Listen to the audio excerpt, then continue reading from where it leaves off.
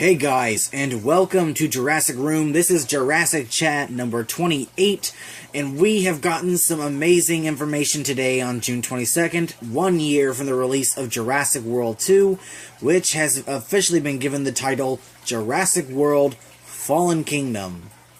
Now, I will talk for a minute about the title. I think this is truly spectacular. I think it sounds much better than, say, just a regular Jurassic World 2, or, say, The Lost World, Jurassic World, or Jurassic World Ancient Features, as it was called for filming. It really is indicative of how Isla Nublar has fallen, possibly into the disarray of after Jurassic Park or Jurassic World. It could be given to how everything happened on Isla Sorna, or it can just be in general to how InGen and Masrani Global has failed to tame the dinosaurs, or even how these dinosaurs will impact the mainland if they get there, depending on how the movie goes. So, I really just can't wait. It just sounds awesome, to be honest. And if you look at the logo, it shows the classic Tyrannosaurus Rex logo. But however, the logo seems to be very weathered. It has cracks running through it and debris sitting on it. It's just a little reminiscent of the Lost World. I mean, how the Lost World logo kind of looks, you know, cracked and weathered. It looks really cool.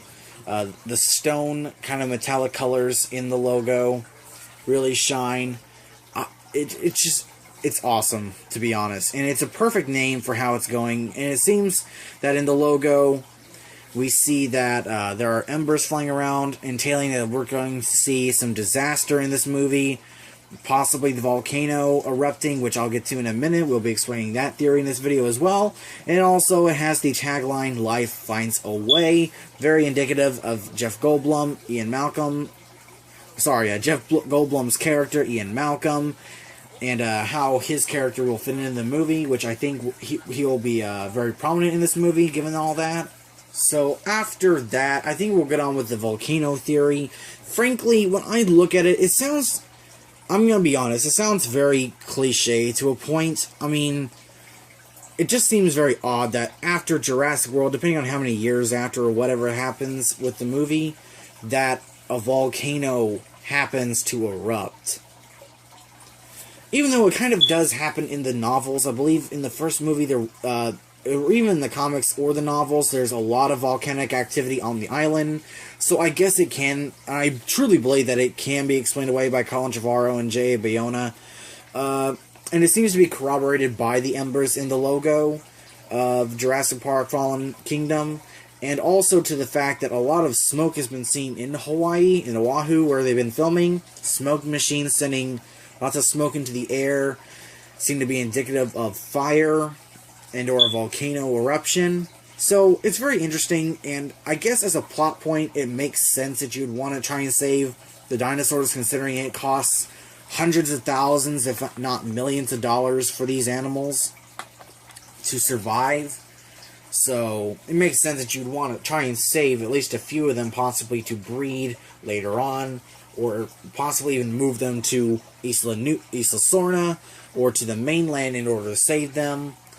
And I kind of figures that Owen Grady and or Claire Dearing might be mixed up into this, considering they probably don't want to see the dinosaurs die like that. Considering these are ancient animals that we brought to life, we have sort of a responsibility to keep them alive and keep them safe. So as for the volcano theory, I guess it can work, even though I do kind of feel it's a little cliche at the moment, but I truly think that if they work it out fine, by the time I see the teaser and that's what it appears to be, I'll probably be won over fully. So we'll just have to see how it goes. But on other related news, Hawaii has recently released a featurette revealing a little bit of information about filming. There is currently some black blankets being held up to keep filming from being spilled, the beans being spilled, to say.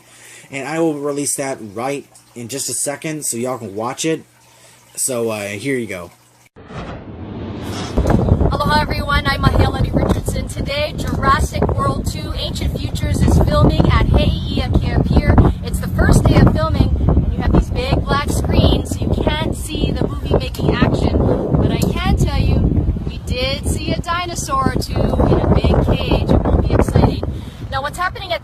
is that commercial activity is still open, but about 60 boaters, recreational boaters, were asked to move their boats.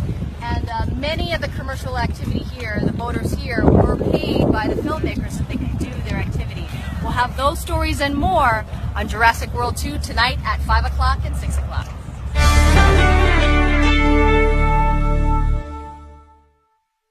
Alright, so after that, we have some pictures here also of Derek Connolly, the producer on set. So we're going to release some of these pictures right here so y'all can see them. And of course, Derek Connolly has worked on all of the Jurassic Park movies.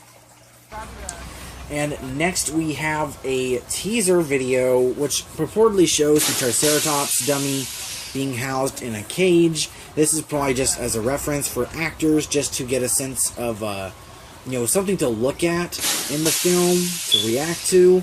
But in the movie, this probably will not make it to it. We will probably see just a fully CGI dinosaur in the film, so here it is.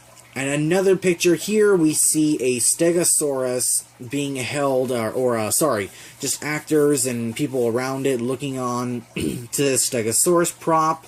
And it looks pretty amazing and very well detailed. It looks much more well detailed than the Triceratops in the cage.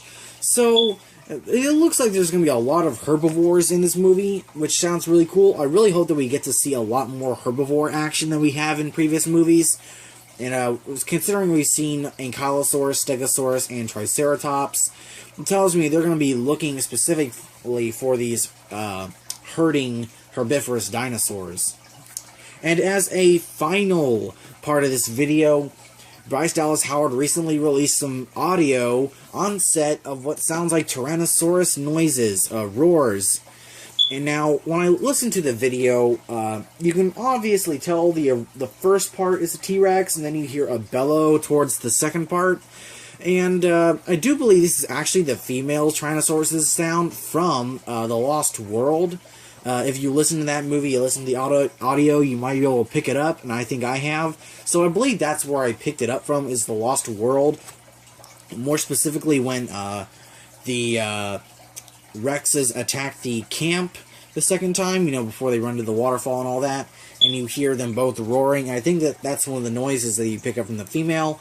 Considering Rexy is a female Tyrannosaur and she's returning, I can almost guarantee that this is the basically just to give an effect for actors on set that Rexy is, in front of them. Just a reference, really.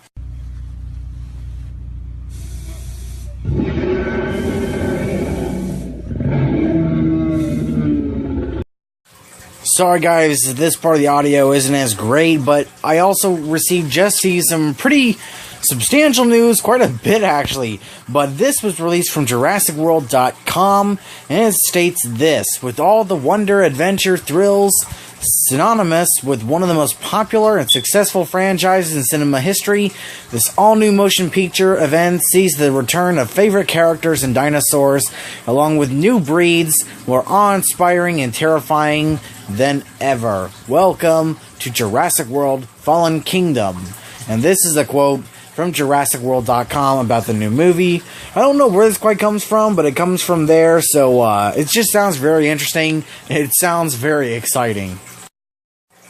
And here we see the number 4 Jeep, which appears to be a Jeep Wrangler from the first Jurassic Park movie, which is very interesting considering this may be the Jeep that Rexy pushed over in the first movie.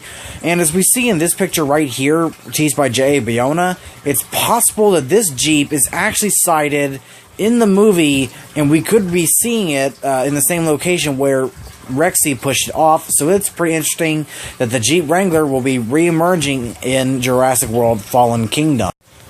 And in this bit of news, we actually discover that we see that Justice Smith and Bryce Dallas Howard in a gyrosphere on the set of Jurassic World, presumably in Hawaii, telling that Justice Smith's character is probably a young scientist with her, from what we've heard, and that he will be on Isla Nublar apparently with them, so that's pretty interesting. We can see in this picture some food being carried out to them, probably for lunch. as well as a tagline that Bryce Dallas Howard, or Claire, will be wearing a white tank top and boots, which is confirmed. So I guess that kind of goes to the people that were angry about her wearing heels in the first movie. And on to the final bit of news for today. And for the final bit of news today, we got a picture from Jurassic Outpost showing what the Raptor squad might have looked like if Hasbro had continued their toy line. And I have to say, the looks kind of cool in a way, but frankly, it probably would have looked horrible in toy form. We see, I believe that's Charlie in jungle form, Echo in desert form, and Blue in Arctic form. So apparently different Velociraptors being able to handle different terrains. So this may have been what was going to come after the hybrid line. So, kind of makes you wonder what might have been. But frankly, I'm glad it was canned. But, what Hasbro wanted to do. So glad that Mattel got the line. And apparently that's the reason why it was canned, was because Mattel got the license from Hasbro. And I might touch on this in a future toy video based around Jurassic World toys.